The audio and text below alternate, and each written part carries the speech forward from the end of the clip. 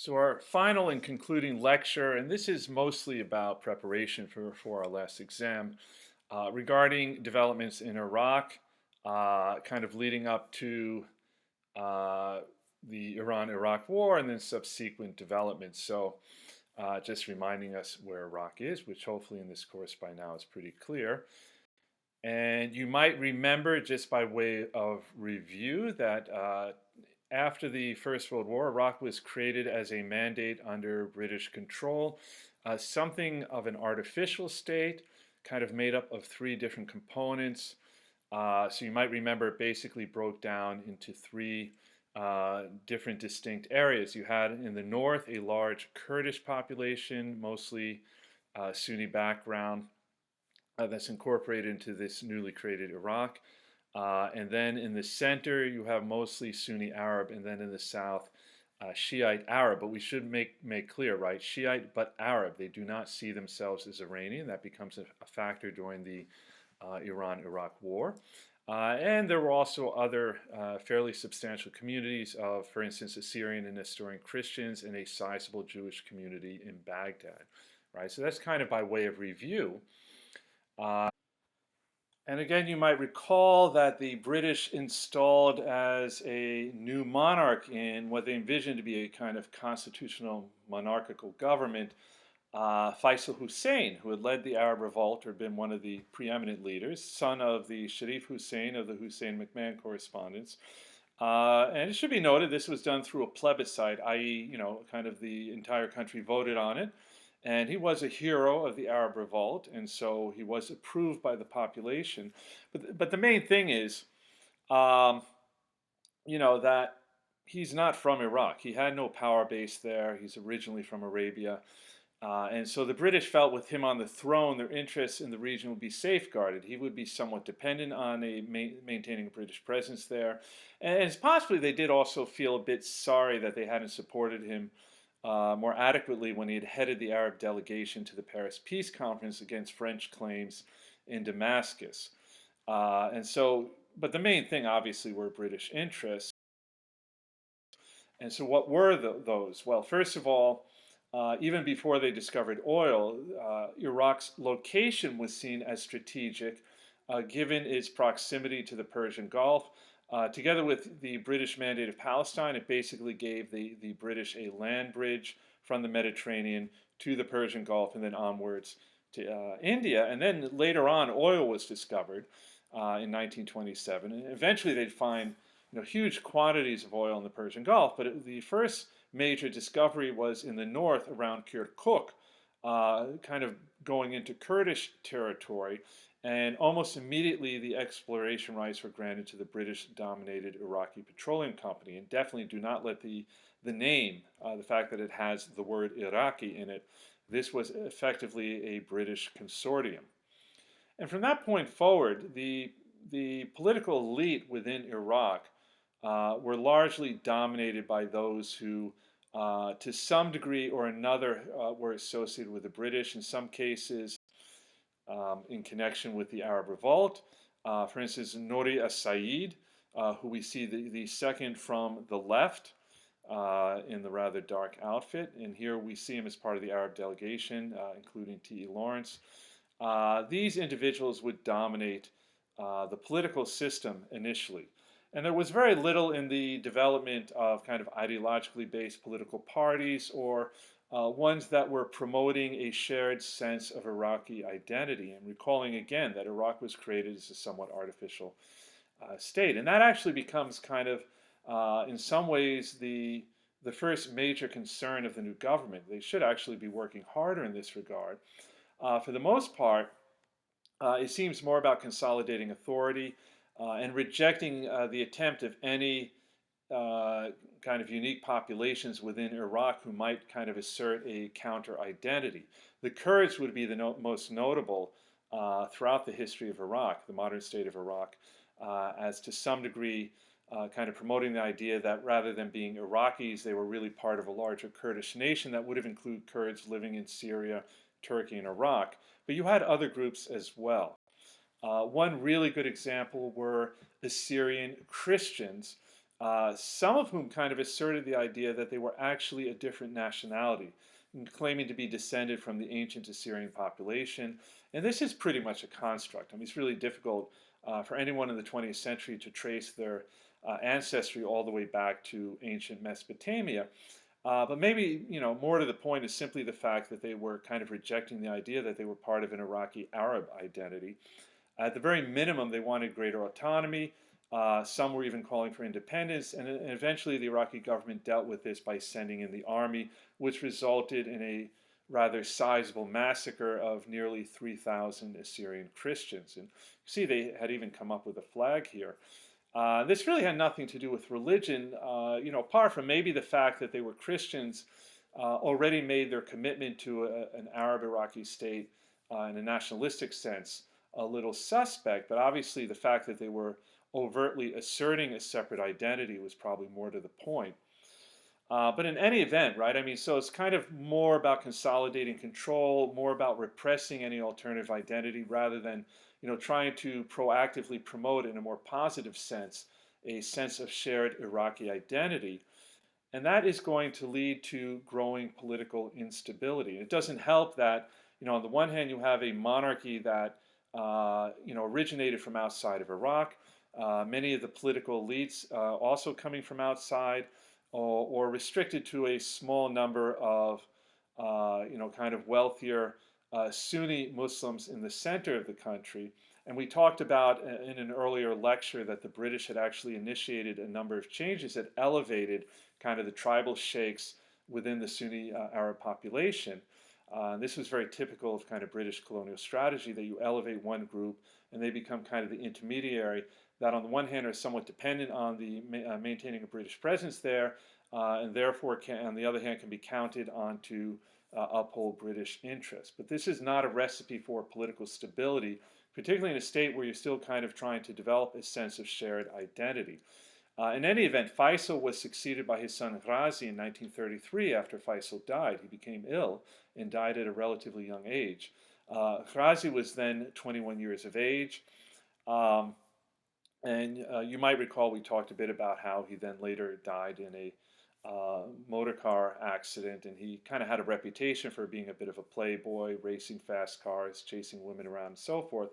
But in any event, right, you also don't have anything stable, outside within the parliamentary system, right? It's a constitutional monarchy.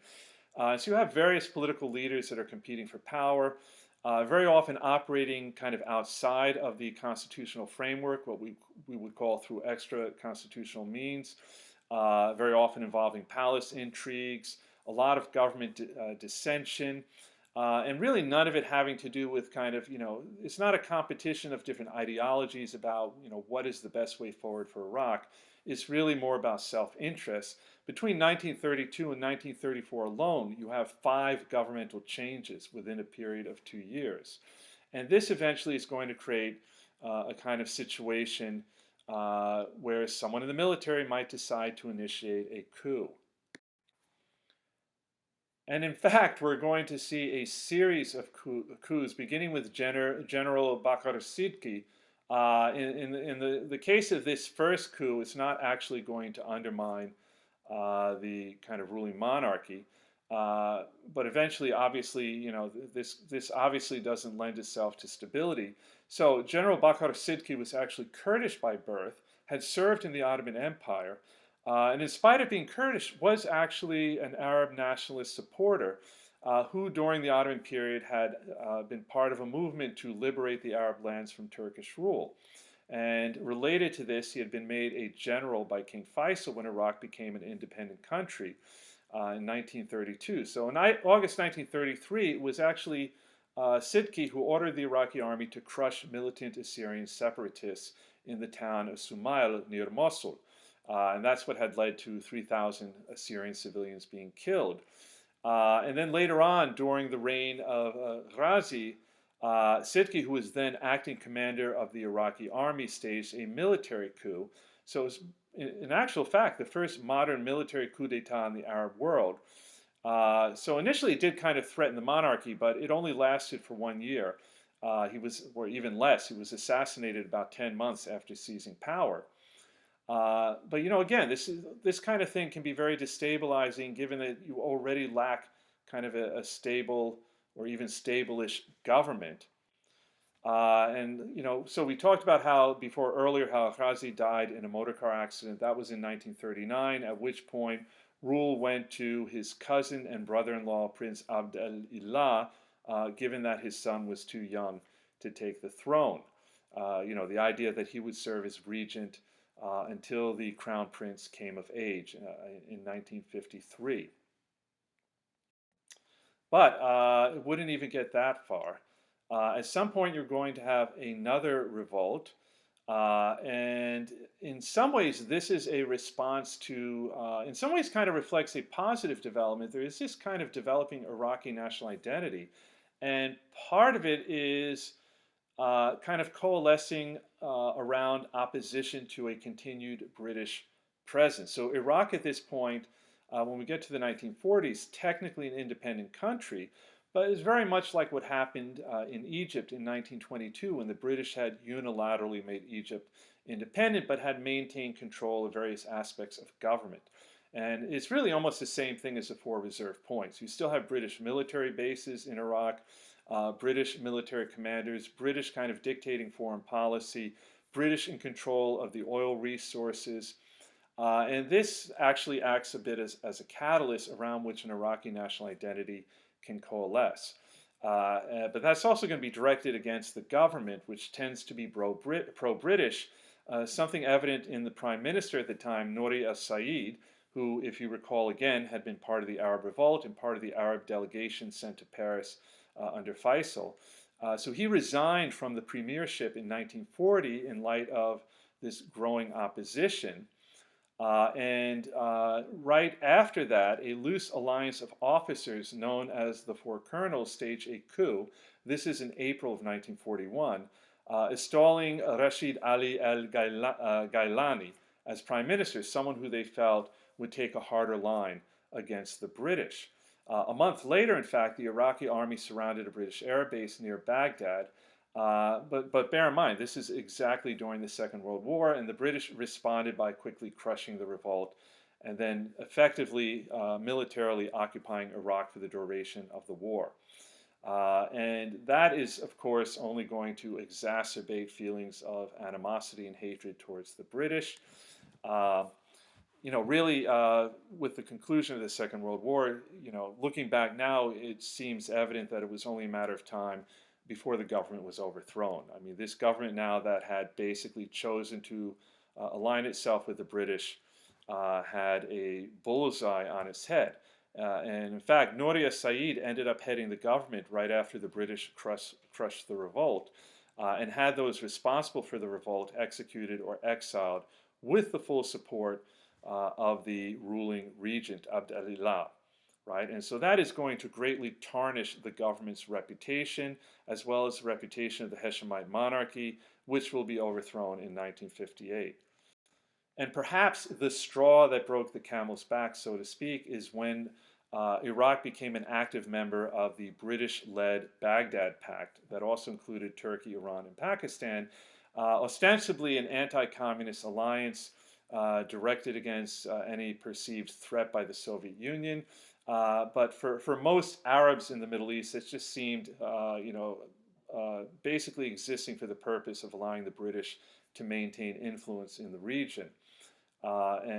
Britain is in a much weakened state at this point after the Second World War. It's kind of in the process of losing its empire, is financially in dire straits. This is in some ways, from a British point of view, a last-ditch attempt to maintain some kind of influence in the region. And of course, this is also the time during which the influence of Gamal Abdel Nasser is on the rise. We've already talked about the Suez Crisis. He's one of the founding members of the non-aligned movement. The idea that the newly liberated former colonies, including those in the Middle East, should not be forced to align themselves with either side of the Cold War, either the United States and Western Europe or the Soviet camp. And Nasser is going to be very active in spreading kind of Iraqi government propaganda. I mean, so, it's very active in many parts of the Middle East in this regard. But in some ways, Iraq is seen as being diametrically opposed to Arab interest, to pan-Arabism. The fact that it seems to be pro-Western is something that many Arabs, not just in Iraq, but throughout the Middle East, take issue with. And this will inevitably inspire a coup that will mark the end of the Hashemite monarchy. And this coup is initiated by a group known as the Free Officers. So they're even kind of borrowing the name from the group to which Nasser had belonged when they had their own military coup back in 1952. They belonged to the 19th Brigade, and is headed up by two individuals, Abdel Karim Qasem and Colonel Abdul Salam Arif. And they're pretty ruthless. This really will be the end of the Hashemite dynasty within Iraq. It will carry on in Jordan under the brother, and then the grandson of the brother, Abdullah, and then King Hussein. But in Iraq, it comes to an end. Both Faisal II, the crown prince, and the regent Abd el-Ilah are executed. Many other members of government are also executed, including Nouri Said. And the newly established republic almost immediately withdraws from the Baghdad Pact, with Qasem, sorry, it should be two S's, one E, emerging as the leader of the new regime, right? And this is going to be a very kind of anti-Western, very pro-pan-Arab regime. So following the coup of 1958, as I mentioned, there were two individuals who were very instrumental in that coup. The other was Abdel Salam Arif, who served under Qasem as deputy commander of the National Forces and Minister of the Interior. But they would eventually fall out with one another. And Arif would actually play a leading role in a coup directed against Qasem, which saw him overthrown in 1963. He became a provisional president, and he had the support of the Ba'ath Party, which he then tried to push out of government. Whether he would have succeeded or not is difficult to say, because he died in a helicopter crash in 1966 in southern Iraq. So the Ba'ath Party is pretty much in charge at this point, and you might recall that they had been part of a coup that same year in 1963 in Syria. But then the two branches of the Ba'ath Party kind of went their separate ways. And you might remember that they're a very pro-Arab nationalist party, supportive of pan-Arabism, and kind of promoting more socialistic economic policies. Now, one thing we haven't discussed up until now is the relationship between Iraq and Kuwait. And some of you might be, this is, you guys are too young to really remember this, right? But when Iraq invaded Kuwait, which eventually brought the United States into conflict with Iraq, ostensibly the reason for this was their invasion and occupation of Kuwait, which the leader of Iraq at the time, Saddam Hussein, had claimed historically ought to have belonged to Iraq. And I remember when this happened, this felt like just something kind of invented at the time to justify Iraq's invasion. But in fact, I'm not saying that it's entirely legitimate, but it wasn't something that Saddam Hussein had just kind of concocted in the moment. Iraq for a long time had demonstrated an interest in Kuwait, which had kind of developed as an independent country through kind of alliance with the British going back to the 19th century. That eventually saw it kind of evolve into an independent state. And their interest in Kuwait stemmed from two facts, right? First of all, if you look at the map there, I'm not sure it's entirely clear, right? But the territory granted to Iraq actually gave it a very limited access to the Persian Gulf. The new state's coastline was really ran for only about 36 miles, and it wasn't particularly suitable for developing deep water port facilities. That's going to become a major issue after oil is discovered. And then another factor eventually will be the discovery of huge oil reserves in Kuwait, and some of it in the Persian Gulf, so there's also a bit of a kind of competition between the two. But before that even happened, already Iraq was starting to kind of promote the idea that Kuwait ought to have been part of the new Iraqi state. that there was something kind of artificial in its creation as an independent state, that it reflected former British colonial interests, and so forth. And that brings us back to the Ba'ath Party, which again, right, had been part of the coup directed against Qasim, his assassination, had taken control of the government with Abd es-Salam Arif as president, and from an early point had established a revolutionary command council under the leadership of Ahmad Hassan al-Bakr.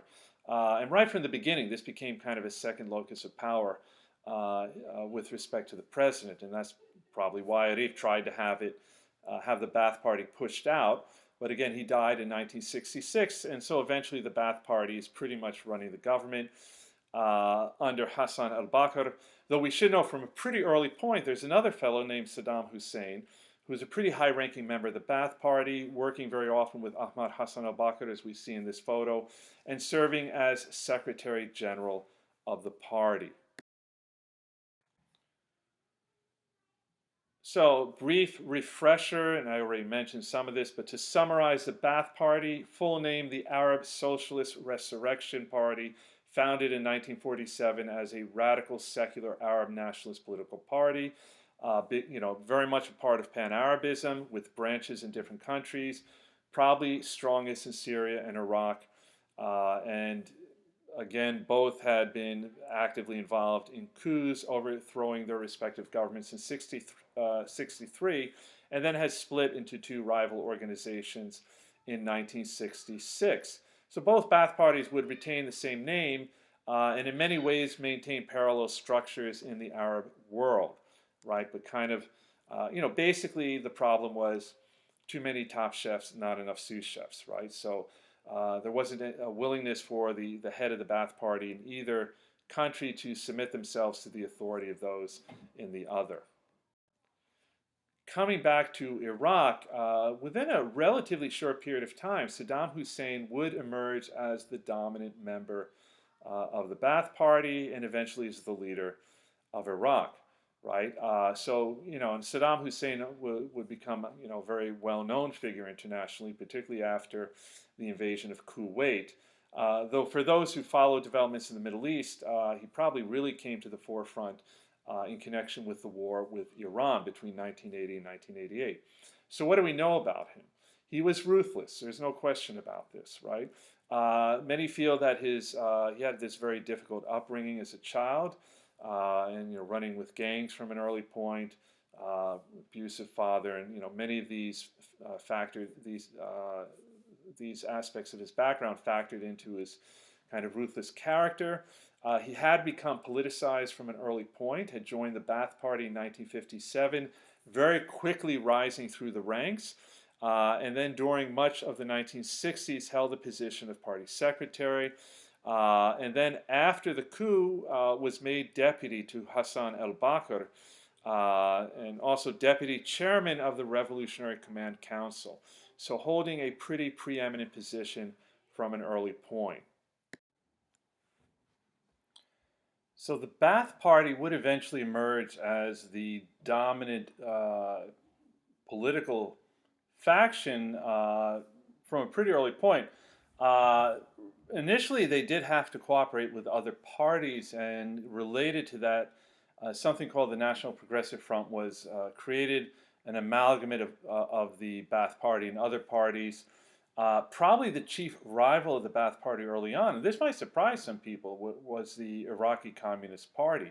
And in fact, you had very, I don't want to say powerful, but certainly they enjoyed very strong support. A number of communist parties throughout the Middle East in the 50s and 60s. The reason I say some people might be surprised, particularly over the last several decades, there's kind of been a tendency to focus on Islamic fundamentalism as kind of the dominant political ideology in connection with Al-Qaeda, and then after that ISIS and so forth.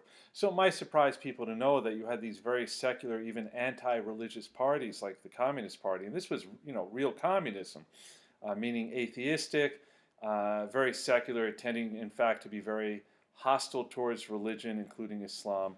And you had actually very prominent communist parties throughout the Middle East, including in Iraq. And so the Ba'ath Party actually had to contend with them.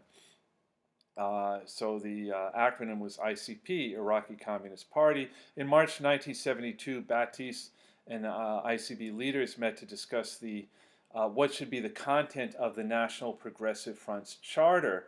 And this would form the basis for inter-party cooperation and provided for a 16-member central executive committee called the High Committee, as well as a secretariat. And so the front officially came into existence in 1973, but over time would increasingly become dominated by the Ba'ath Party. And the Ba'ath Party also kind of promoting more kind of socialistic policies, but with a kind of much more easygoing attitude about religion. And that might be a factor in why eventually they enjoyed more support among the Iraqi population. Now, we should note another kind of issue that the Ba'ath Party had to contend with this new government was a kind of Kurdish separatist movement that certainly predated it, right? But the Kurds living in the northern part of this kind of created state of Iraq, never really fully on board with this idea of somehow being a part of an Iraqi identity. You had many Kurds who really felt that the Kurdish people constituted a separate, independent ethnicity, worthy of its own state that would include Kurds not just in Iraq but also in Turkey, neighboring Turkey, Syria, and even parts of Iran. And so related to this, we see the development of the Kurdish Democratic Party, headed by a fellow named Mustafa al-Barzani.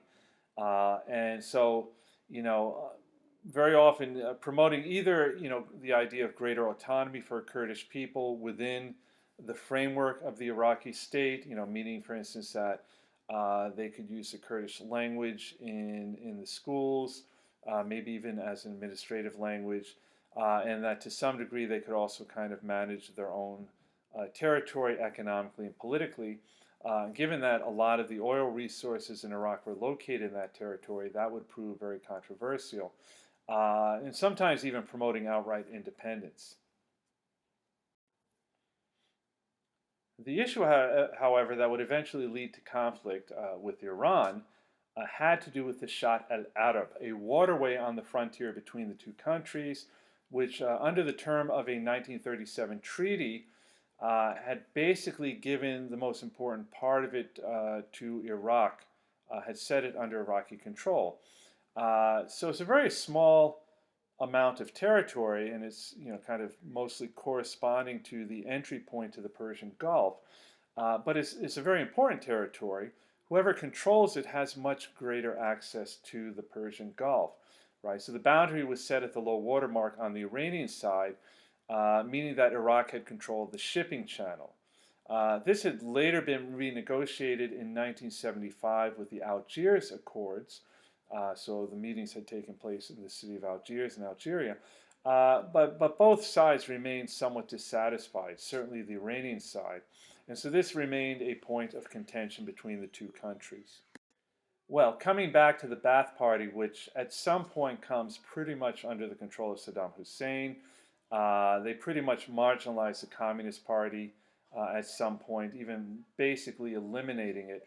And then eventually Saddam Hussein is going to push aside Hassan al-Bakr, initially kind of operating behind the scenes, but then eventually just kind of coming to the forefront and taking control.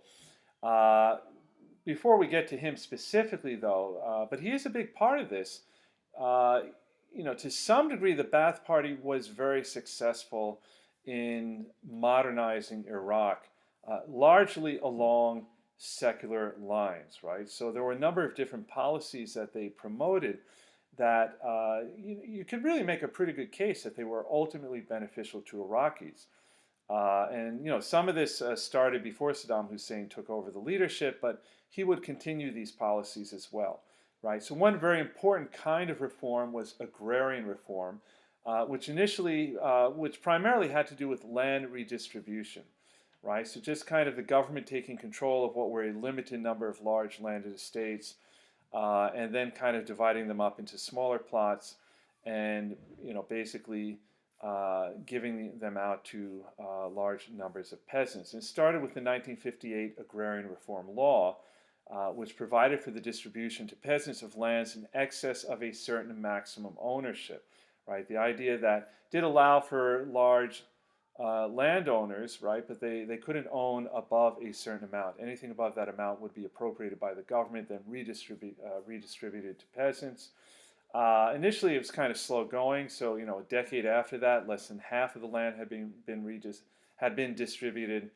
A revised agrarian reform law was implemented in 1969 to kind of further the program. It relieved the peasants from payments for their lands by abolishing compensation to landowners. And then a year later, a new agrarian reform law was designed to improve the conditions of the peasantry. And this actually was very beneficial to many of them. It actually increased agricultural production. And so it kind of also corresponded to development not just in rural but also urban areas. So, some peasants would actually become landowners. Others would eventually move to the cities where kind of rapid industrialization was underway, providing a livelihood for those individuals. We might also note that the Ba'ath Party, and again this would continue under Saddam Hussein, who we can actually see seated there in the front row, would do a lot to promote the status of women, not least through education, but also giving them political rights and promoting their joining the workforce, right? So, Saddam Hussein, particularly in connection with the American occupation of Iraq, would eventually gain a very negative reputation. Much of it, to be fair, earned. But, if he had never invaded Kuwait and then, eventually drawing in the United States, his legacy might have been something much more positive. That was the same year as the Iranian Revolution. And initially, particularly as kind of advocated by the Ayatollah Ruhollah Khomeini, the Iranian Revolution had this kind of idea that they should export the revolution abroad, and so that the idea that they would encourage kind of Islamic fundamentalist uprisings in other countries, including Sunni-dominated countries. So there's a tendency sometimes in the media to exaggerate kind of the level of hostility between Sunnis and Shiites, and particularly at this time, there wasn't much evidence of that. But nonetheless, right, I mean, for many Sunni Muslims, they weren't particularly drawn to, even if they were somewhat religious, kind of drawn to imitate this kind of Shiite revolution that was taking place in Iran. So not much really came of this idea of exporting the revolution, but in the case of Iraq, there was some concern, given the large Shiite population in the south, that they might somehow be encouraged to rise up against this very secular Ba'ath-dominated regime headed by Saddam Hussein. And in that regard, the government became very repressive. As it turns out, there's very little indication that Shiite Arabs were drawn to this revolutionary movement. Ultimately, many of them were Arab and even Iraqi first, Shiite second. But nonetheless, that did constitute one factor eventually leading to war between the two countries. The beginning of which would be the Iran-Iraq War that would last for 8 years between 1980 and 1988. But ultimately, it really didn't have much to do with religion, though that might have been a bit of a pretext from the point of view of Saddam Hussein. There probably was some genuine concern that Iran was inciting an uprising against his government. But ultimately, it really had more to do with the Shatt al-Arab, this waterway that we discussed earlier. From the point of view of Iraq, it seemed kind of an opportunity to consolidate their control, not just of that waterway, but maybe to extend their control of that area, to the detriment of Iran. And so this war would be really quite a bloody affair. I mean, there's some historians who have studied it closely who feel that it was, in the matter of its fighting, very similar to the trench warfare of the First World War in Europe. It was particularly brutal for Iran, which, in the middle of, kind of undergoing a revolution and a new government trying to consolidate its authority at home, suddenly realizing that their military was quite antiquated, a lot of the military equipment was out of date, relations with the United States had deteriorated, and that was the only source for replacement parts and things of that nature. So Iran really having to resort to very drastic tactics, like, for instance, encouraging just large numbers of Iranians to, kind of charge against the enemy, even though they were underarmed, thousands of them being slaughtered. Probably the worst example of that, like they didn't have equipment for sweeping mines. So they would actually have young men wrapping themselves in white sheets who would then kind of roll down the hill to locate the mines, basically by detonating them. And the reason they would be in sheets was to ensure that after they blew themselves up, it would be easier to recover their body parts to ensure proper burial. And of course, maybe using this kind of religious fervor as a way of encouraging people to be willing to martyr themselves. Remembering that you had this kind of idea within Shiism that one should be willing to die in standing up to tyranny and oppression after having failed to support Hussein back during the Battle of Karbala. Now, the United States would actually be actively supporting Hussein. It's worth noting because later on we'd go to war with Iraq. And here you see actually the Secretary of State Donald Rumsfeld meeting with Saddam Hussein. He would later serve under George W. Bush. In fairness, though, we should note that the United States wasn't the only supporter of Hussein.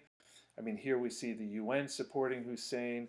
And in fact, most countries in the world at this point, certainly in Western Europe and countries that fell within the kind of American camp with respect to the Cold War, were supportive of Hussein.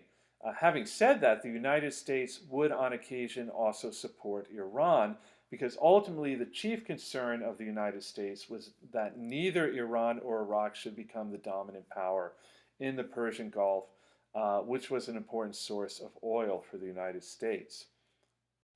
So the war was finally resolved with resolution, or at least the beginning of bringing the conflict to an end was Resolution 598, which was passed by the UN Security Council unanimously on July 20th, 1987, basically urging Iraq and Iran to accept a ceasefire and to withdraw their forces to internationally recognized boundaries, and then to settle whatever frontier disputes they had via negotiations. Iran initially resisted, but at some point it just became untenable for it to continue fighting. I mean, its military situation had deteriorated drastically, and so they finally agreed to the resolution. On August 20th, 1988, Iran declared its acceptance of Resolution 598, and then finally in 1990, Iran and Iraq agreed to settle their differences on the basis of the 1975 agreement and to carry out the terms of the UN Resolution 598. Really what's kind of really tragic about this is it basically concludes with reaffirming the 1975 Algiers Accord.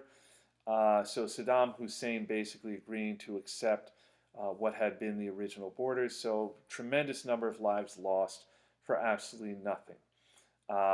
Partly, though, the reason Saddam Hussein agreed to comply with the Algiers Accord is because he was now beginning to focus his attention on Kuwait, which he would shortly invade, arguing that it really, had always been part of what would have been a proper Iraq. So, they were just kind of rectifying a historical wrong. There would be a lot of a debate about whether the United States had somehow indicated to him that they would turn a blind eye to the invasion of Kuwait. Saddam Hussein claimed that that was the case. Of course, the United States denied that and eventually went to war to, quote-unquote, liberate Kuwait, Operation Desert Storm. But we're not going to get into that here. This seems a pretty good place to stop for now. And this is our final lecture, which primarily is for the benefit of helping to complete the third exam. In any event, it was lovely having you. I'm really unfortunate that we had to finish the semester online, and let's hope that that we're able to kind of move past this at some point in the near future. Wishing you all the best for this summer.